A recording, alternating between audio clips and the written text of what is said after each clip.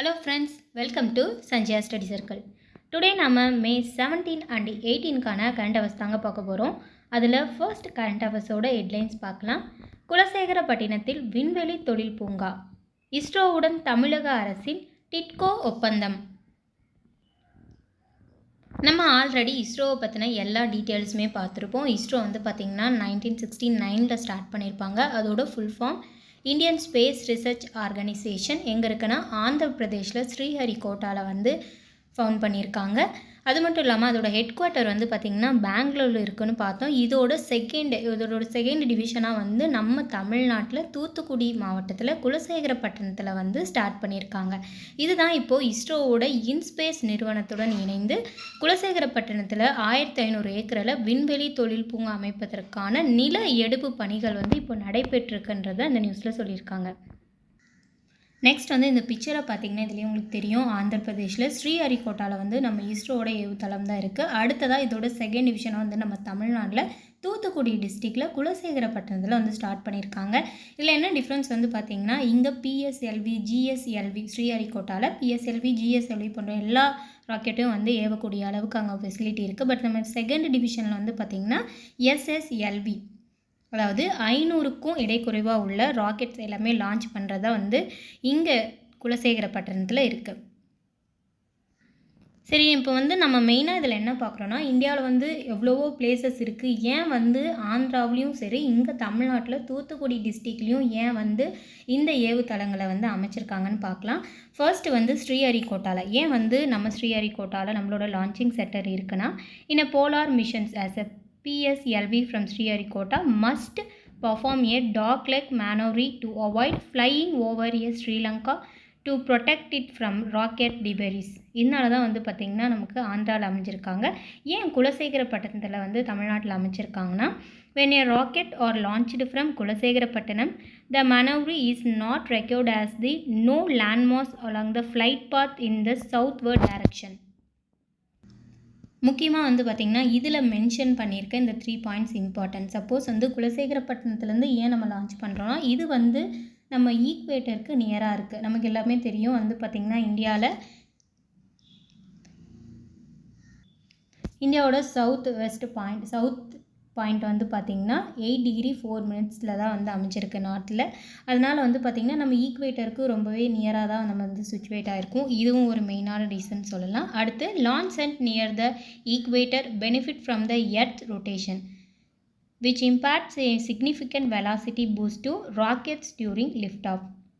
This boost is velocity allowed of increased payload capacity, particularly advantageous for missions aiming for geostationary orbit. ஓகேங்க, இப்போ நம்ம வந்து பார்த்திங்கன்னா மெயினாக கொஸ்டின்ஸ்க்கான பாயிண்ட் அவுட் எல்லாமே பார்த்துட்டோம். அடுத்து வந்து இந்த குலசேகரப்பட்டினத்தில் வந்து பார்த்திங்கன்னா தொழில் பூங்கா அமைக்கலான்னு இருக்காங்க. இதுக்கு வந்து நம்ம தமிழ்நாட்டோட தொழில் வளர்ச்சி கழகம் இதுவும் வந்து ஸ்டார்ட் பண்ணி அவங்களோட அக்ரிமெண்ட் போட்டு தான் வந்து ஸ்டார்ட் பண்ணியிருக்காங்க. டிட்கோ, அதாவது Tamil Nadu industrial development corporation limited, இந்த டிட்கோ நிறுவனமும் வந்து இதோடு செயல்படுறாங்க. இந்த டிட்கோ வந்து எப்போ ஸ்டார்ட் பண்ணியிருப்பாங்கன்னா 1965 வந்து ஸ்டார்ட் பண்ணியிருப்பாங்க. இது எதுக்காக மெயினாக ஸ்டார்ட் பண்ணியிருப்பாங்கன்னா to achieve a balanced and continual industrial growth by promoting medium and large industry in the state through joint venture. Okay friends, அடுத்த நியூஸ் பார்க்கலாம். தீ பரவக்கூடாது அப்படின்னு சொல்லிட்டு ஃபாரஸ்ட் ஃபயர் பற்றி தான் நம்ம எடிட்டோரியல் பேஜில் கொடுத்துருக்காங்க, பார்க்கலாம். இதில் வந்து இமயமலை பகுதியில் உள்ள பல்வேறு மாநிலங்களில் வந்து கடுமையான வறட்சியுடன் கோடை வெப்பம் இருந்ததுனால இந்த ஃபாரஸ்ட் ஃபயர் வந்து அதிகமாக இருக்குன்னு சொல்கிறாங்க. இதில் என்ன ஒரு விஷயம் முக்கியமாக கொடுத்துருக்காங்கன்னு பார்த்தீங்கன்னா இப்போது நம்ம 18வது மக்களவைக்கான தேர்தல் வந்து பிரச்சாரத்தில் இருக்காங்க இல்லையா, இதுவும் கூட பார்த்து நம்ம ஆல்ரெடி அது 7 கட்டங்களாக நடந்துகிட்ருக்கு. நம்ம தமிழ்நாட்டில் வந்து முடிஞ்சது. அடுத்து வந்து உத்தரகாண்ட், அப்புறம் இன்னும் இமாச்சல் பிரதேஷ் அது சுற்றியுள்ள பகுதிகள் எல்லாமே வந்து எலெக்ஷன் நடந்துகிட்ருக்கு. இந்த தேர்தல் பிரச்சாரத்தில் வந்து இந்த ஃபாரஸ்ட் ஃபயருக்கான சொல்யூஷனையோ வந்து இந்த ஃபாரஸ்ட் ஃபயரை பற்றியோ வந்து யாரும் பேசலை அப்படின்னு சொல்லியிருக்காங்க. இந்த ஃபாரஸ்ட் ஃபயர் வந்து உத்தரகாண்ட், அப்புறம் அதை சுற்றியுள்ள இமாச்சல் பிரதேஷ் அந்த ரீஜன் மட்டும் இல்லாமல் கர்நாடகா, தமிழ்நாடு, அருணாச்சல் பிரதேஷ் இந்த மாதிரி இந்தியாவில் இன்னும் நிறைய ஸ்டேட்லலாம் வந்து பார்த்திங்கன்னா இந்த ஃபாரஸ்ட் ஃபயர் வந்து இன்க்ரீஸ் ஆகிருக்கு. இதனால் வனப்பகுதிகள் எல்லாமே வந்து ரொம்பவே பாதிக்கப்படுதுன்னு சொல்லியிருக்காங்க. மே மாத தொடக்கத்துலேருந்தே இந்த உத்தரகாண்ட் மாநிலத்தில் குமோன் பகுதியில் வந்து தொடங்கிய இந்த காட்டுத்தீ வந்து இன்னும் வந்து கண்டினியூ ஆகிட்டே இருக்குன்னு சொல்கிறாங்க. இந்த உத்தரகாண்ட் மாநிலத்தில் வந்து பார்த்திங்கன்னா லாஸ்ட் இயரை கம்பேர் பண்ணும்போது வந்து பார்த்திங்கன்னா இந்த வருஷம் இன்னும் இந்த ஃபாரஸ்ட் ஃபயர் வந்து 3 டைம்ஸ் வந்து இன்க்ரீஸ் ஆகிருக்குன்னு சொல்லியிருக்காங்க. இப்போ மே மாதத்தோட ஸ்டார்டிங்லேருந்தே வந்து பார்த்திங்கன்னா கிட்டத்தட்ட 30க்கும் மேற்பட்ட இடங்களில் வந்து இந்த காட்டுத்தீ பரவிருக்கு. இந்த உத்தரகாண்ட் மாநிலத்தில் வந்து பார்த்திங்கன்னா ஏறத்தாழ 64.7% வந்து இந்த ஃபாரஸ்ட் ஏரியா வந்து இருக்குது. அதில் 42% வந்து ரொம்பவே டென்ஸ் ஃபாரஸ்ட் ஏரியா. இதனால் வந்து இந்த இடத்துல காட்டுத்தீ பரவுனால ரொம்பவே பாதிப்படையுதுன்னு சொல்கிறாங்க. இதுவும் மாநில அரசோட நிலப்பரப்பில் வந்து ஏறத்தாழ 15%னா அதில் டோட்டலாக வந்து பார்த்திங்கன்னா 23% வந்து இதுக்கு உள்ளாகுது. இந்த உத்தரகாண்ட் இந்த ஸ்டேட் வந்து பார்த்திங்கன்னா 2000 டைமில் தான் வந்து இது ஸ்டேட்டாக வந்து ஃபார்ம் பண்ணியிருப்பாங்க. ஸ்டார்டிங்கில் இதோட நேம் வந்து பார்த்திங்கன்னா உத்தராஞ்சல்னு இருக்கும். அதாவது யூபியோட வந்து இணைஞ்ச ஒரு மாநிலம் தான் இது. அதுக்கப்புறம் 2000 தான் இதை வந்து பார்த்திங்கன்னா செப்பரேட் பண்ணி தனி மாநிலமாக வந்து அறிவிச்சிருப்பாங்க. இதோட கேபிட்டல் வந்து டேராடூன். 2005 சம்திங் வந்து பார்த்திங்கன்னா இதோட நேம் வந்து உத்தரகாண்ட் அப்படின்னு சொல்லிட்டு சேஞ்ச் பண்ணியிருப்பாங்க. இப்போ இந்த ஃபாரஸ்ட் ஃபயர் வந்து பார்த்திங்கன்னா கிட்டத்தட்ட நைனிடால் வரைக்குமே வந்து வந்திருக்கு. அதுக்கப்புறமா தான் இந்த ஃபாரஸ்ட் ஃபயரை வந்து கண்ட்ரோல் பண்ணியிருக்காங்கன்னு சொல்கிறாங்க. இந்த நைனிடால் ரீஜன் முக்கியமாக என்னென்னு பார்த்திங்கன்னா உத்தரகாண்ட் மாநிலத்தோட ஜுடிஷியல் கேபிட்டல்னு சொல்லலாம். ஏன்னா இங்கே தான் வந்து பார்த்திங்கன்னா அந்த ஸ்டேட்டோட ஹைகோர்ட் வந்து இருக்குது. இங்கேயும் முக்கியமாக வந்து பார்த்திங்கன்னா கொடுத்துருக்காங்க. உத்தரகாண்ட் வந்து இமயமலை வனப்பகுதியில் அமைஞ்சிருக்கு. கிட்டத்தட்ட 6 தேசிய பூங்காக்களும் 7 வனவிலங்கு சரணாலயங்களும் இருக்குது. இதில் முக்கியமாக வந்து பார்த்திங்கன்னா ஜிம் கார்பெட் அந்த நேஷ்னல் பார்க் வந்து இங்கே அமைஞ்சிருக்கு.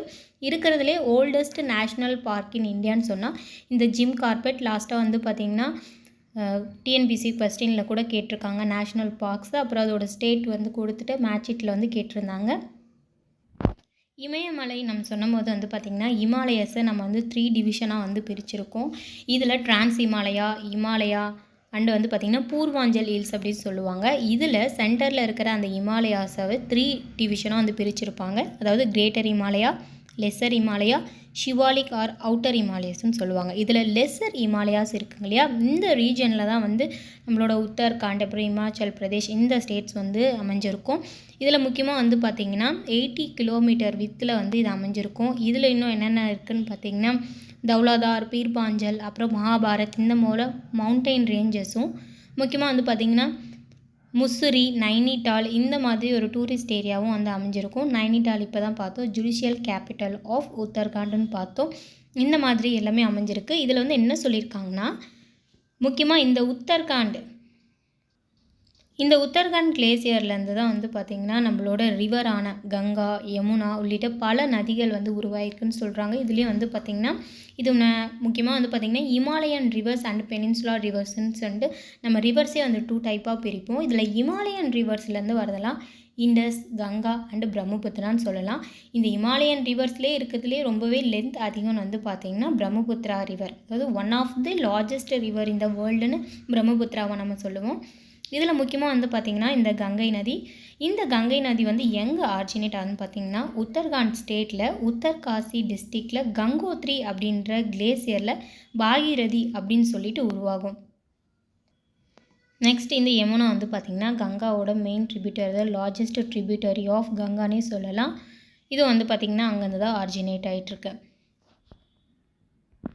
இந்த ஃபாரஸ்ட் ஃபயர் வந்து பார்த்திங்கன்னா இப்போ மட்டும் இல்லாமல் 1995லேருந்து அப் டு 2023 வரைக்குமே வந்து பார்த்திங்கன்னா அவ்வப்போது அந்தந்த இடத்துல காட்டுத்தீ வந்து பரவுறது இன்னும் இன்க்ரீஸ் ஆகிட்டே போகுது அப்படின்னு வந்து கொடுத்துருக்காங்க.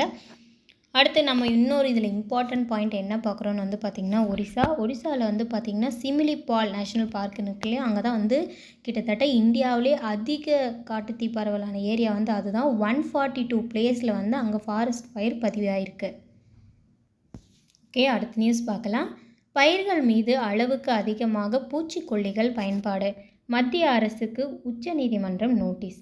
இந்த பயிர்கள் மற்றும் உணவுப் பொருட்கள் மீது நம்ம அளவுக்கு கடந்து வந்து இந்த பூச்சிக்கொல்லி மருந்துகளை யூஸ் பண்ணுறதுனால வந்து பார்த்திங்கன்னா அதிகப்படியான உயிரிழப்புகள் வந்து ஏற்பட்டதாக இருக்குது. இதனால் வந்து தாக்கல் செய்யப்பட்ட மனு மீது வந்து பார்த்திங்கன்னா பதிலளிக்குமாறு மத்திய அரசுக்கு உச்சநீதிமன்றம் வந்து நோட்டீஸ் அமைச்சிருக்காங்க. இந்த கேஸ் வந்து யார் ஃபைல் பண்ணதுன்னு பார்த்திங்கன்னா ஆகாஷ் வசிஷ்ட். இவர் தான் வந்து பார்த்திங்கன்னா இவர் வந்து ஒரு வழக்கறிஞர். இவர் தான் வந்து இந்த மனு வந்து தாக்கல் செஞ்சுருக்காரு. நம்ம வந்து பார்த்திங்கன்னா ஃபுட் ப்ராடக்ட் மேலே அதிக அளவாக வந்து இந்த ரசாயன கொல்லிகள் எல்லாம் அடுக்கிறது மூலிமா வந்து என்ன டிசீஸ் வந்து சொல்லியிருக்காங்கன்னா புற்றுநோய் வரும் அப்படின்னு வந்து சொல்லியிருக்காங்க. ஏன்னா வந்து இந்த ரசாயனங்கள் எல்லாமே வந்து ஒரு கிட்டத்தட்ட ஸ்லோ பாய்சன் மாதிரி வந்து ஒர்க் ஆகும். இதனாலேயும் வந்து பார்த்திங்கன்னா புற்றுநோய் வரத்துக்கான வாய்ப்பு இருக்குதுன்னு சொல்லியிருக்காங்க. ஆல்ரெடி கேன்சர் பற்றி நம்ம தனியாக ஒரு வீடியோவே வந்து போஸ்ட் பண்ணியிருக்கோம். கேன்சர் வந்து எத்தனை டைப், அப்புறம் அந்த கேன்சரை பற்றின படிக்கிற படிப்பு பேர் என்ன. இப்போ வந்து ரீசெண்டாக வந்து பார்த்திங்கன்னா பெண்களுக்கு அந்த அதாவது இந்த கர்ப்பப்பை புற்றுநோய் அப்படின்னு சொல்லிட்டு ஒரு ரீசெண்டாக நம்ம கரண்ட் அஃபேர்ஸில் அடிக்கடி பார்த்தோம். மார்பக புற்றுநோய் பெண்களுக்கு இப்போ அதிக அளவில் வந்து பார்த்திங்கன்னா இந்த 2 கேன்சரும் வந்து வந்துட்டுருக்கு அப்படின்னு சொல்கிறாங்க. இதுக்கு ஒன் ஆஃப் த ரீசன் வந்து நம்ம இந்த மாதிரி ரசாயன பொருட்கள் யூஸ் பண்ணுற அந்த ஃபுட் ப்ராடக்ட்ஸ் எல்லாம் சாப்பிட்றது மூலியமான்னு சொல்லியிருக்காங்க. அடுத்தது வந்து பார்த்திங்கன்னா கொஸ்டின் பாயிண்ட் ஆஃப் வியூவில் வந்து பார்த்திங்கன்னா இப்போது நம்ம கரண்ட்டில் சீஃப் ஜஸ்டிஸ் ஆஃப் இந்தியாவாக யார் இருக்காங்கன்னா TY சந்திரசூட். நெக்ஸ்ட் நியூஸ் பார்க்கலாம். கோவேக்சின் கரோனா தடுப்பூசி செலுத்தி கொண்ட 30% பேருக்கு உடல் நல பிரச்சனைகள். கோவேக்சின் கரோனா தடுப்பூசி இருக்குங்க இல்லையா, அந்த வேக்சின் செலுத்தின 30%க்கும் மேற்பட்ட பேருக்கு வந்து சில உடல்நல பிரச்சனைகள்லாம் ஏற்பட்டுள்ளதாக வந்து சொல்லியிருக்காங்க. இந்த ரிப்போர்ட் வந்து யார் எடுத்து சொல்லியிருக்காங்கன்னா பனாரஸ் இந்து பல்கலைக்கழக ஆய்வில் தான் வந்து தெரிய வந்திருக்கு. இங்கிலாந்து நாட்டை சேர்ந்த ஆஸ்ட்ராஜெனிகா இந்த ஆக்ஸ்போர்ட் பல்கலைக்கழகத்துடன் இணைந்து இந்த வேக்ஸெவ்ரியா அப்படின்ற இந்த கரோனா தடுப்பூசியை வந்து தயாரிச்சிட்டாங்களே, இதனாலேயே வந்து பார்த்திங்கன்னா நிறைய மக்களுக்கு வந்து இந்த வேக்சின் போட்டுக்கினதுனால நிறைய பாதிப்பு வந்து இருக்குதுன்னு சொல்லியிருக்காங்க. இங்கே நம்ம இந்தியாவில் வந்து பார்த்திங்கன்னா இந்த மருந்தை வந்து பூனேயில் இருக்கிற சீரம் நிறுவனம் கோவிட்ஷீல்டு அப்படின்ற பெயரில் தான் வந்து இதே மருந்து வந்து தயாரிச்சிருப்பாங்க. இது மூலிமாவும் வந்து பார்த்திங்கன்னா இப்போது நிறைய பேருக்கு அரிதாக இரத்த முறிதல் மற்றும் இரத்த சிவப்பணுக்களின் எண்ணிக்கை குறைவு போன்ற பக்க விளைவுகள் எல்லாமே ஏற்பட்டிருக்குன்ற இந்த ரிப்போர்ட்டில் சொல்லியிருக்காங்க. இதனால் இந்த இங்கிலாந்து வந்து பார்த்திங்கன்னா அஸ்ட்ராஜெனிகா நிறுவனம் வந்து சமீபத்தில் வந்து இதை ஒப்புக்கொண்டிருக்காங்க. ஆமாம், இந்த வேக்சின் போட்டுக்கின எல்லாருக்குமே வந்து பார்த்திங்கன்னா நிறைய சைடு எஃபெக்ட்ஸ் இருக்குது. அதனால் எல்லா நாட்டில் இருக்கிற இந்த விதமான தடுப்பூசியை வந்து திரும்ப பெறதா வந்து அவங்க அறிவிச்சிருக்காங்க. இந்த கோவேக்சின் இந்த சீரம் இந்த வேக்சின் வந்து போட்டவங்களுக்கெல்லாம் வந்து பார்த்திங்கன்னா 30%க்கும் மேலே மக்கள் வந்து பாதிக்கப்படுறாங்கன்னு பார்த்தோம். இந்த ரிப்போர்ட்டு 2022லேருந்து 23 வரைக்குமே வந்து ஒருத்தங்களுக்கு செலுத்தி அவங்கள பற்றி ஆராய்ச்சி பண்ணி தான் அதை நமக்கு ரிப்போர்ட் கொடுத்துருக்காங்க. கிட்டத்தட்ட வந்து பார்த்திங்கன்னா 50%க்கும் பேர் வந்து சுவாச பாதையில் தொற்று ஏற்பட்டதாக வந்து தெரிவிச்சிருக்காங்க. உடல்நலை பிரச்சனைகள் வந்து 8.9% பேருக்கும், தசை பிரச்சனைகள் வந்து 5.8%க்கும், நரம்பு மண்டல பிரச்சனைகள் வந்து 5.5%, பெண்கள் வந்து பார்த்திங்கன்னா 4.6% பேருக்கு வந்து இந்த மாதவிடாய் பிரச்சனைகள் இருக்கிறதாகவும், 2.7% வந்து கண் பிரச்சனைகள், 0.6% பேருக்கு வந்து இந்த ஹைப்போதைராய்டு பிரச்சனை வந்து இருக்கிறதா ஆய்வில் வந்து தெரிவிச்சிருக்காங்க. இதில் நம்ம கொஸ்டின் பாயிண்ட் ஆஃப்ல வந்து பார்த்திங்கன்னா சீரம் பூனேயில் இருக்கிற இந்த சீரம் இன்ஸ்டியூட் எப்போ ஸ்டார்ட் பண்ணியிருப்பாங்கன்னா 1966 வந்து ஸ்டார்ட் பண்ணியிருப்பாங்க. நம்ம இந்தியாவிலே இருக்கிறதுல வந்து பார்த்திங்கன்னா நம்பர் 1 பயோடெக்னாலஜி கம்பெனினா சீரம் வந்து சொல்லலாம். அடுத்து பாரத் பயோடெக் கோவேக்சின் வந்து மேட் பண்ணியிருப்பாங்களே பாரத் பயோடெக், இவங்களும் வந்து 1966 தான் வந்து ஃபவுண்ட் பண்ணியிருப்பாங்க. இவங்களோடது எங்கே இருக்குன்னா ஹைதராபாத்தில் வந்து இருக்குது. அடுத்து இம்பார்ட்டன்ட் நம்ம வந்து நிறைய வேக்சின் வந்து அந்த டைமில் வந்து படிச்சிருப்போம். என்னென்னா ஃபிப்சர் இந்த டைப் ஆஃப் வேக்சின் வந்து ஜெர்மனி மேட் பண்ணியிருப்பாங்க. ஸ்புட்னிக் இந்த ஸ்புட்னிக் டைப் ஆஃப் வேக்சின் வந்து ரஷ்யா வந்து மேட் பண்ணியிருப்பாங்க. அடுத்த நியூஸ் பார்க்கலாம். தனியார் நில கையகப்படுத்தலில் அரசு பின்பற்ற வேண்டிய 7 நடைமுறைகள் வந்து கொடுத்துருக்காங்க. இது வந்து என்ன ரீசன் வந்து பார்த்திங்கன்னா தனியார் நிலங்களை உரிய நடைமுறைகளை பின்பற்றாமல் அரசு வந்து கையகப்படுத்துறது, அதாவது வந்து பார்த்திங்கன்னா அவங்க லேண்ட் வந்து அவங்க பெர்மிஷன் இல்லாமல் வந்து கையகப்படுத்துறது வந்து உச்சநீதிமன்றம் வந்து அவ்வாறு நிலங்களை கையகப்படுத்தும் போது அரசு பின்பற்ற வேண்டிய 7 நடைமுறைகளை வந்து இங்கே கொடுத்துருக்காங்க. இந்த ப்ராப்ளம் வந்து எங்கே ஸ்டார்ட் ஆச்சுன்னு வந்து பார்த்திங்கன்னா வெஸ்ட் பெங்கால் ஸ்டேட்டில் வந்து கொல்கத்தாவில் பூங்கா கட்டுவதற்காக தனியார் நிலத்தை வந்து கொல்கத்தா மாநகராட்சி வந்து உரிய நடைமுறைகளை பின்பற்றாமல் வலுக்கட்டாயமாக வந்து கையகப்படுத்தியிருக்காங்க. இதுக்காக தான் வந்து பார்த்திங்கன்னா உச்சநீதிமன்றம் வந்து இந்த 7 நடைமுறைகளை வந்து கொடுத்துருக்காங்க. அந்த 7 நடைமுறைகள் என்னென்னா முன்கூட்டியே தகவல் தெரிந்து கொள்ளும் உரிமையின்படி நிலம் கையகப்படுத்த திட்டமிட்டுள்ள தகவலை சம்பந்தப்பட்ட நபருக்கு தெரிவிக்க வேண்டியது அரசின் கடமை. இது ஃபஸ்ட்டு.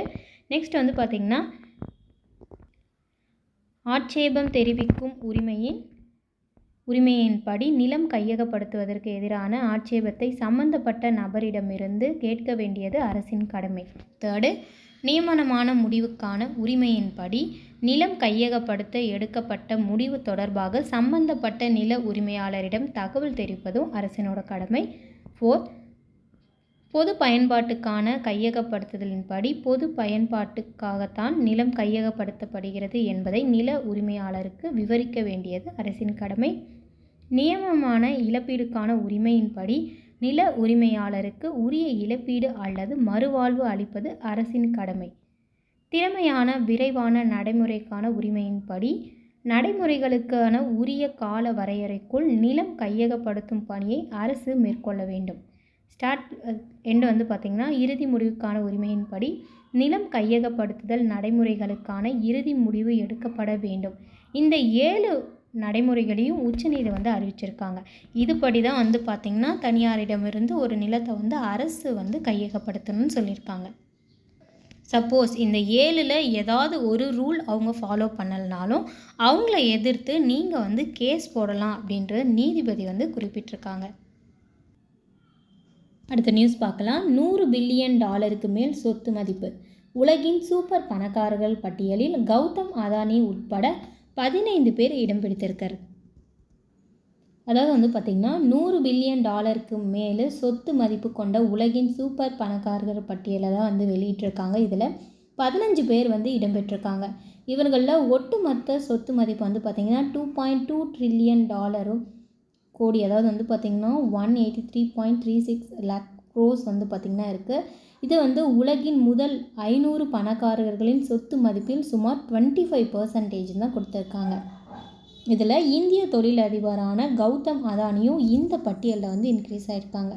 அடுத்து பார்த்திங்கன்னா இதில் ஃபர்ஸ்ட்டு, செகண்டு, தேர்ட் கொடுத்துருக்காங்க. ஃபர்ஸ்ட் பிளேஸில் யார் இருக்காங்கன்னா, அதாவது இந்த பட்டியலில் LVMH நிறுவனர் பெர்னார்ட் அர்னால்ட் அவர் தான் பார்த்திங்கன்னா ஃபர்ஸ்ட் பிளேஸில் இருக்காங்க. செகண்ட் அமேசான் நிறுவனரான ஜெஃப் ப்ளோஸ் அவர் தான் செகண்ட் பிளேஸில் இருக்கார். அடுத்து நட்சத்திர நாயகனின் பயணம் நிறைவு. அதாவது நம்ம இந்தியாவோட ஃபுட்பால் பிளேயர் இருக்கார் இல்லையா, சுனில் செரி, அவர் பார்த்திங்கன்னா அவர் ரிட்டையர்ட் ஆகிறாரு, அதாவது ஓய்வு பெறாரு. இந்த சுனில் செரி இவங்க பார்த்திங்கன்னா 2005ஆம் ஆண்டு பாகிஸ்தானுக்கு எதிரான ஆட்டத்தின் மூலம் சர்வதேச கால்பந்தில் இந்திய சீனியர் அணியான அறிமுகமானவர் தான் சுனில் சேத்ரி. இவர் பார்த்திங்கன்னா 19 ஆண்டுகளாக அணியின் அசைக்க முடியாத நம்பிக்கையை திகழ்ந்திருக்காரு. கிட்டத்தட்ட 151 கேம்ஸ் இவர் விளையாடியிருக்காரு. 94 கோல்கள் அடிச்சிருக்காரு. சர்வதேச அளவில் தேசிய அணிக்கான அதிக கோல்கள் அடித்த வீரர்கள் வரிசையில் இவர் டாப் 3rd பிளேஸில் இருக்கார். 128 கோல்கள் அடித்த பார்த்திங்கன்னா கிறிஸ்டியானோ ரொனால்டோ, நெக்ஸ்ட்டு 106 அந்த கோலை அடித்த லியோனல் மெஸ்ஸி, அடுத்து பார்த்திங்கன்னா சேஸ்திரி இவர் தான் இருக்கார் 3rd பிளேஸில். அடுத்த நியூஸ் பார்க்கலாம். எவரெஸ்ட் மேனின் புதிய சாதனை. ஒரு சாதனையை ஒரு முறை படைப்பதற்கு பார்த்திங்கன்னா நம்ம பெரிய அளவு முயற்சி எடுக்கணும். ஆனால் அவங்க அந்த ஒரே சாதனையை பார்த்திங்கன்னா 29வது முறை செய்து காட்டியிருக்காங்க. யாருன்னு பார்த்திங்கன்னா நேபாள் நாட்டை சேர்ந்த கமி ரிட்டா இவங்க தான் பார்த்திங்கன்னா இந்த 29வது முறை இந்த எவரெஸ்ட் சிகரத்தை ஏறியிருக்காங்க. இந்த மவுண்ட் எவரெஸ்ட் எங்கே சிச்சுவேட் ஆகிருக்குன்னா நேபாள் கண்ட்ரியில் தான் இருக்குது. கிட்டத்தட்ட பார்த்திங்கன்னா 14 பெரிய சிகரங்களை கொண்ட நம்ம இந்தியாவில் பார்த்திங்கன்னா 9 சிகரங்கள் இமாலயன் மலையிலே அமைஞ்சிருக்கு. இந்த எவரெஸ்ட் சிகரத்தோட உயரம் பார்த்திங்கன்னா 8848 மீட்டர்னு சொல்லிட்டு நீங்கள் இதுக்கு முன்னாடி புக்கில் படிச்சிருக்கலாம். பட் ப்ரெசண்ட்டாக இதோட ஹைட் பார்த்திங்கன்னா 8850 மீட்டராக இன்க்ரீஸ் ஆகிருக்கு. இவங்க இந்த ஃபஸ்ட்டு சாதனையை எப்போ பண்ணியிருப்பாங்கன்னா 1992ஆம் ஆண்டில் 22 வயதில் இதை பண்ணியிருப்பாங்க. அதாவது இந்த மலையேற பயிற்சியை இவங்க ஸ்டார்ட் பண்ணியிருப்பாங்க. பட் மவுண்ட் எவரெஸ்ட் எப்போ கிளைம் பண்ணியிருப்பாங்கன்னா 1994ல் இவங்களோட ஃபஸ்ட்டு சாதனையை பண்ணியிருப்பாங்க. இப்போது 29வது முறையாக இப்போ சாதிச்சிருக்காங்க. இதில் நம்ம பார்க்கும்போது பார்த்திங்கன்னா நம்ம தமிழ்நாட்டில் யார் இந்த எவரெஸ்ட் சிகரத்தை ஃபஸ்ட்டு ஏறிப்பான்னு பார்த்திங்கன்னா முத்தமிழ் செல்வி அவங்க தான் பார்த்திங்கன்னா ஃபஸ்ட் டைம் நம்ம தமிழ்நாட்டிலேருந்து இந்த மவுண்ட் எவரெஸ்ட் ஏறியிருப்பாங்க. அவங்க கூட பார்த்திங்கன்னா 3 டைம்ஸ் கிளைம் பண்ணியிருக்காங்க. அடுத்த நியூஸ் பார்க்கலாம். நாகை இலங்கை கப்பல் போக்குவரத்து மீண்டும் ஒத்திவைப்பு. நாகைக்கும் இலங்கைக்கும் வந்து பார்த்திங்கன்னா காங்சேன் துறை இது வந்து பார்த்திங்கன்னா இலங்கையில் இருக்குது. இந்த காங்சேசன் துறைக்கு இடையே வந்து மே 17 வந்து தொடங்கதை வந்து சொல்லியிருந்தாங்க. பட் வந்து பார்த்திங்கன்னா இது இன்னும் தள்ளி வச்சுருக்காங்க. நாகை துறைமுகத்திலேருந்து இலங்கை காங்சேசன் துறைக்கு கப்பல் சேவை வந்து தொடங்குறதா இருந்தாங்க. இது வந்து 2023 வந்து அறிவிச்சிருப்பாங்க. சில நாட்கள் வந்து பார்த்திங்கன்னா இந்த சேவை வந்து நிறுத்தி வைக்கப்பட்டாங்க. இது மறுபடியும் ஸ்டார்ட் பண்ணலான்னு நினைக்கும் போது இந்த டேட்டை வந்து மறுபடியும் தள்ளி வச்சுருக்காங்க. நெக்ஸ்ட் நியூஸ் பார்க்கலாம்.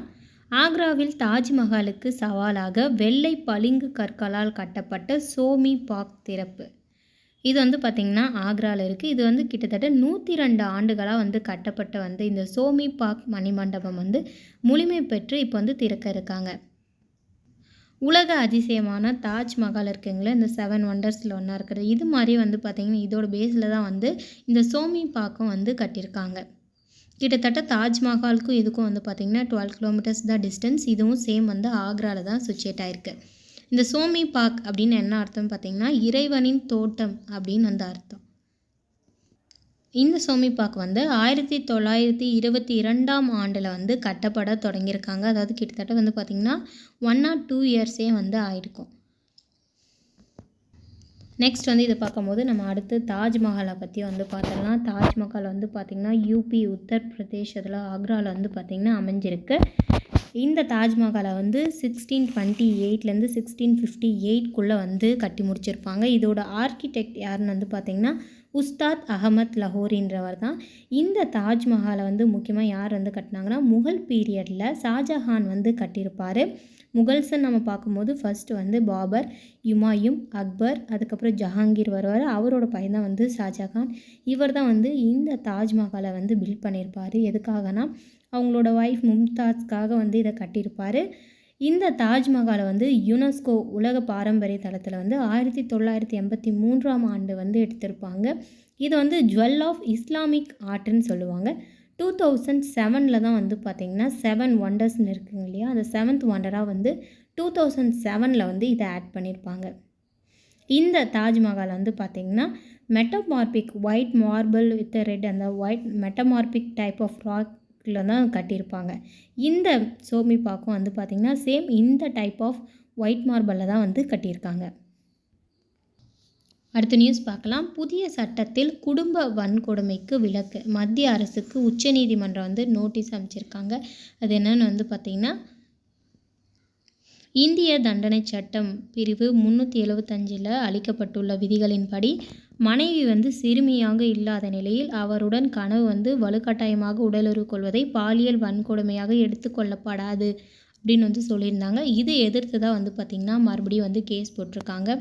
இதில் வந்து இப்போ புதுசாக வந்து அதாவது ஆங்கிலேயர்கள் காலத்தில் போட்ட சட்டத்தை வந்து மறுசீரமைப்பு பண்ணி புதுசாக 3 சட்டங்களை வந்து கொண்டு வந்திருப்பாங்க.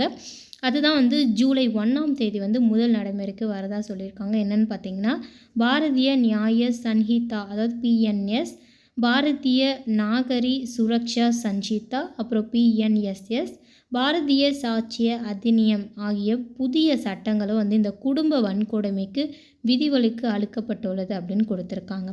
இந்த குடும்ப டொமஸ்டிக் வயலன்ஸ் ஆக்ட் வந்து பார்த்திங்கன்னா இந்த வருஷம்னா 2005. இது ரொம்பவே இம்பார்ட்டன்ட் TNPSCக்கு. ஆக்ட் வந்து டொமஸ்டிக் வயலன்ஸ் ஆக்ட் அப்போன்னு பார்த்திங்கன்னா 2005. இது மூலயமா வந்து தண்டனை பெறவங்களுக்கு எவ்வளோ வருஷம் வந்து அதிகபட்சமாக கொடுப்பாங்கன்னா 2லேருந்து 7 இயர்ஸாக வந்து தண்டனை கொடுப்பாங்க. நெக்ஸ்ட் நியூஸ் பார்க்கலாம். இந்தியாவின் பொருளாதாரம் நடப்பு ஆண்டில் 6.9% வளரும்னு தான் கொடுத்துருக்காங்க. கடந்த ஜனவரி மாதம் வெளியிட்ட இந்த மதிப்பீட்டில் வந்து பார்த்திங்கன்னா நம்ம இந்தியாவோட பொருளாதார வளர்ச்சி வந்து நடப்பு ஆண்டில் 6.2% வந்து இருக்குது. இது வந்து பார்த்திங்கன்னா ஐநா வந்து குறிப்பிட்டிருக்காங்க. பொதுவாக வந்து பார்த்திங்கன்னா ஒரு நாட்டோட எக்கனாமிக் க்ரோத் எதை வச்சு கால்குலேட் பண்ணுவாங்கன்னா GDP per capita income is used to determine how prosperous the country are based on this economic growth. இதை வச்சு தான் வந்து மீன் பண்ணுவாங்க. அதே மாதிரி இந்த 2025ஆம் ஆண்டில் பொருளாதார வளர்ச்சியானது 6.6% இருக்குன்றது இவங்க குறிப்பிட்டிருக்காங்க. இப்போ ப்ரெசண்ட்டாக நம்ம கண்ட்ரி வந்து எத்தனாவது பிளேஸில் இருக்காங்கன்னா எக்கனாமிக் க்ரோத்தில் 5th லார்ஜஸ்ட் கண்ட்ரியாக இருக்காங்க. இதுக்கு ஃபர்ஸ்ட்லேருந்து யார் இருக்காங்கன்னா ஃபர்ஸ்ட் பிளேஸில் US United State of America, second வந்து பார்த்திங்கன்னா சைனா, தேர்ட் ஜெர்மனி, 4th வந்து ஜப்பான், 5th பிளேஸில் வந்து இந்தியா இருக்குது. இது வந்து இந்தியா 3rd பிளேஸில் 3rd லார்ஜஸ்ட் கண்ட்ரி ஆகிறதுக்கு நம்ம ஒரு டார்கெட் இயர் வந்து ஃபிக்ஸ் பண்ணியிருக்காங்க. 2027ஆம் ஆண்டுக்குள்ளே இந்தியா வந்து 3வது பெரிய பொருளாதார நாடாக வளரும்ன்றது ஒரு டார்கெட்டாக ஃபிக்ஸ் பண்ணியிருக்காங்க. அடுத்து வந்து பார்த்திங்கன்னா இந்த நியூஸ்லேயே வந்து நிதி நெருக்கடியில் சிக்கியுள்ள பாகிஸ்தான் மற்றும் இலங்கை நாடுகள் சற்று மீண்டு வருவதற்காக குறிப்பிட்டிருக்கும். ஐநா வந்து பணவீக்க காரணமாக ஆப்பிரிக்கா நாடுகளில் வளர்ச்சி சுணங்கியுள்ளதாக வந்து தெரிவிச்சிருக்காங்க. இந்த பணவீக்கம், இந்த வேர்டு வந்து பார்த்திங்கன்னா பணவீக்கம் வந்து பணவாட்டம், அதாவது இன்ஃப்ளேஷன் டிஃப்ளேஷன் வந்து சொல்லுவோம் இங்கிலீஷில். இன்ஃப்ளேஷனாக என்னென்னு பார்த்திங்கன்னா increase of price levels of goods and service இந்த எக்கானமி. அதே சமயத்தில் வந்து பார்த்திங்கன்னா இதோட டிமாண்ட் அண்ட் சர்வீஸும் வந்து இன்க்ரீஸ் ஆகிருக்கும். டிஃப்ளேஷன் வந்து பார்த்திங்கன்னா decrease in price levels of goods and service இந்த எக்கானமி. இங்கேயும் வந்து பார்த்திங்கன்னா டிமாண்ட் வந்து டிக்ரீஸ் ஆகிருக்கும். இதுவே இன்ஃப்ளேஷனில் no impact in national income. இதுவே டிஃப்ளேஷனில் வந்து பார்த்திங்கன்னா நேஷ்னல் இன்கமில் மிகப்பெரிய வந்து இம்பேக்ட் ஆகும். நெக்ஸ்ட் நியூஸ் பார்க்கலாம். பேரிடர் காலங்களில் உதவ பரிசோதனை முயற்சியாக பீஸ் மருத்துவமனையை பாராசூட் மூலம் தரையிறக்கிறது விமானப்படை. ஃபர்ஸ்ட் வந்து இந்த பீஸ் அப்படின்னா என்னன்னு பார்க்கலாம். Bharat health initiative for Sahyog Hita and Maitri, இதுதான் வந்து இந்த பீஸ்மோட ஃபுல் ஃபார்ம். இது எந்த மினிஸ்ட்ரி கீழே வருதுன்னா ministry of information and broadcasting. Uttar Pradesh மாநிலத்தில் ஆக்ராவில் வந்து அவசர காலங்களில் பயன்படக்கூடிய இந்த சிறிய மருத்துவமனை வந்து முதல் முறையாக வந்து வெற்றிகரமாக தயாரிக்கிறக்காங்க. யாருன்னு வந்து பார்த்திங்கன்னா நம்ம இந்தியன் ஏர்ஃபோர்ஸ் தான் வந்து இந்த சாதனை வந்து படிச்சிருக்காங்க. இந்த பீஷ்ம் திட்டத்தின் கீழே சுமார் 720 கிலோ எடை கொண்ட சிறிய மருத்துவமனை வந்து கடந்த செவ்வாய்க்கிழமை வந்து 1500 அடி உயரத்திலிருந்து பிரத்யேகமாக தயாரிக்கப்பட்டு பாராஷூட் மூலமாக உத்தரப்பிரதேஷ் மாநில ஆக்ராவில் வந்து ஃபர்ஸ்ட் டைம் இதை தரையிறக்கியிருக்காங்க. இந்த பாராஷூட்டை வந்து பார்த்திங்கன்னா யார் டிசைன் பண்ணியிருக்காங்கன்னா ஆக்ராவில் இருக்கிற ஏர் டெலிவரி ரிசர்ச் அண்ட் டெவலப்மெண்ட், அதாவது எஸ்டாப்ளிஷ்மெண்ட், இவங்க தான் வந்து இதை வடிவமைச்சிருக்காங்க. இந்த பேரிடர் காலங்களில் வெளியேற இயலாமல் சிக்கி தவிக்கும் உயிர்களை காப்பாற்றுவதற்காக வந்து பார்த்திங்கன்னா இந்த பீஷ் மருத்துவமனை வந்து அவங்க உருவாக்கியிருக்காங்க. இதில் 200 பேருக்கு சிகிச்சை அளிக்க முடியும்னு சொல்லியிருக்காங்க. இராணுவ பேர் ஆஃப் ஃபீல்டு மருத்துவமனையின் ஒருங்கிணைப்போடு இதை வந்து நடத்தியிருக்காங்க. ஓகே, நெக்ஸ்ட் நியூஸ் பார்க்கலாம். அடுத்த வந்து பார்த்திங்கன்னா எடிட்டோரியல் பேஜ் தான் பார்க்க போகிறோம். தன்னம்பிக்கையின் வெளிப்பாடு. நெக்ஸ்ட் எடிட்டோரியல் பேஜில் வந்து பார்த்திங்கன்னா ஈரானில் உள்ள சபாகர் துறைமுகத்தை மேம்படுத்துவதற்கான அந்த நாட்டுடன் இந்தியா மேற்கொண்டிருக்கும் 10 ஆண்டு கால ஒப்பந்தம். இந்தியா ஈரான் ஆப்கானிஸ்தானை இணைக்க முக்கியத்துவம் வாய்ந்த ஒரு ஒப்பந்தம் சொல்லியிருக்காங்க. இதில் நம்ம கொஸ்டின் பாயிண்ட் ஆஃப் வியூவில் வந்து பார்த்திங்கன்னா இந்த சபாகர் போர்ட் வந்து ரொம்பவே இம்பார்ட்டன்டான, அதை பற்றி மட்டும் டீட்டெயில் பார்க்கலாம். தென்கிழக்கு ஈரானில் வந்து பார்த்திங்கன்னா ஓமன் வளைகுடாவில் சபாகர் நகரில் இருக்கிற இந்த ஷாஹித் கலாந்திரி அப்புறம் இந்த ஷாஹித் பெஹஸ்தி இந்த 2 துறைமுகங்கள் வந்து இருக்குது. அதில் இந்த ஷாஹித் பெஹஸ்தி இந்த துறைமுகத்தை வந்து மேம்படுத்துவதற்கான ஒப்பந்தத்தில் தான் இந்தியாவோட போர்ட்ஸ் குளோபல் நிறுவனமும், அதாவது IPGS அப்படின்ற ஈரானியோட துறைமுகம் மற்றும் கடல்சார் நிறுவனமான PMO கையொப்பமிட்டிருக்காங்க. இதற்கான முன்னெடுப்பு வந்து பார்த்திங்கன்னா 20 ஆண்டுகளுக்கு முன்பே வந்து ஸ்டார்ட் பண்ணியிருக்கிறதா சொல்லியிருக்காங்க. இந்த சபாகர் போர்ட் பற்றி டீட்டெயில் தனியாக பார்க்கலாம். இந்த சபாகர் போர்ட் ப்ராஜெக்ட் வந்து எப்போ சைன் ஆயிருக்குன்னா 2003 வந்து சைன் ஆயிருக்கும். நம்ம பார்த்தோம் இல்லையா, ஆல்மோஸ்ட் இது வந்து 20 இயர்ஸ் வந்து ஆயிருக்கு. இந்த சபாகர் போர்ட் வந்து எங்கே சிச்சுவேட் ஆயிருக்குன்னா Sistan and Baluchestan province, southern part of Iran and the Gulf of Oman. In December 2018, India took over the operation of the port. It was being operated by India Port Global Private Limited. இந்தியாவோட first shipment of wheat to Afghanistan sent through Chabahar port. இந்த Chabahar port கட்டினதுக்கு important reason என்னென்னு பார்த்தீங்கன்னா this port will give India a transit route to Afghanistan by passing Pakistan. இதுக்காக தான் வந்து பார்த்திங்கன்னா முக்கியமாக நம்ம இது யூஸ் பண்ணியிருப்போம். இந்தியாவோட ஃபர்ஸ்ட் ஷிப்மெண்ட்டுன்னு இது சொல்லியிருக்கோம். India began building a railway line between Chapakar Port and Zahin, part of North Southern Transport Corridor. It has been a symbol of traditionally important geological significance of Chapakar Port for India-Iran ties, boost trade ties, diplomatic ties and military ties with Iran. நம்ம இப்போ தான் அந்த point பார்த்தோம். It provide India with a better connectivity to Afghanistan by passing Pakistan. It will gateway to the international north-south transport corridor. India can carry out humanitarian operation from this port if the necessity arises. This port simply 170 km away from the Gwadar port operated by China in Pakistan. This enhances the connectivity, energy supply and trade. India, Iran, Azerbaijan, Russia, மத்திய Asia, ஐரோப்பா ஆகியவற்றிற்கு இடையே வந்து பார்த்திங்கன்னா கப்பல், ரயில் மற்றும் சாலை போக்குவரத்தை ஏற்படுத்துறதுக்காக 7200 kilometre தொலைவு கொண்ட சர்வதேச வடக்கு தெற்கு போக்குவரத்து வழித்தட திட்டமாக வந்து இது அமைக்க இருக்குன்னு சொல்லியிருக்காங்க. இந்த திட்டம் வந்து பார்த்திங்கன்னா சப்பாக்கர் துறைமுகம் வந்து முக்கியமானதாக வந்து பார்க்கப்படுது இந்த திட்டத்தில். இதற்கு வந்து பார்த்திங்கன்னா இப்போது அமெரிக்கா வந்து இதை எதிர்ப்பு தெரிவிச்சிருக்காங்க. இப்போ மட்டும் இல்லை, இது வந்து ஆரம்பத்தில் வந்து அமெரிக்கா வந்து இதுக்கு எதிர்ப்பு வந்து தெரிவிச்சிருப்பாங்க. ஓகே ஃப்ரெண்ட்ஸ், இந்த வீடியோ இதோட முடிஞ்சது. இந்த வீடியோ உங்களுக்கு பிடிச்சிருந்தால் மறக்காமல் லைக் பண்ணுங்கள். அது மட்டும் இல்லாமல் இந்த வீடியோக்கான இன்றைக்கான கேள்விகள் வந்து என்னென்னு பார்க்கலாம். இன்றைக்கான முதல் கேள்வி வந்து பார்த்திங்கன்னா பீஷ்மோட ஃபுல் அப்ரிவேஷன் என்ன? செகண்ட் கொஸ்டின், எவரெஸ்ட் சிகரத்தை ஏறிய 29வது முறையாக ஏறிய பெண் யார்? தேர்ட் கொஸ்டின் வந்து பார்த்திங்கன்னா சீரம் இன்ஸ்டியூட் எந்த பிளேஸில் வந்து அமைஞ்சிருக்கு? ஃபோர்த் கொஸ்டின், தாஜ்மஹால் வந்து எந்த டைப் ஆஃப் ராக்கில் வந்து பில்ட் பண்ணியிருக்காங்க? இன்றைக்கான திருக்குறள் பார்க்கலாம். வன்கண் குடிகாத்தல் கற்றறிதல் ஆள்வினையோடு ஐந்துடன் மாண்டது அமைச்சு. அஞ்சாமையும் குடிப்பிறப்பும் காக்கும் திறனும் கற்றறிந்த அறிவும் முயற்சியும் ஆகிய இவ்வைந்தும் திருத்த பெற்றவன் அமைச்சன்.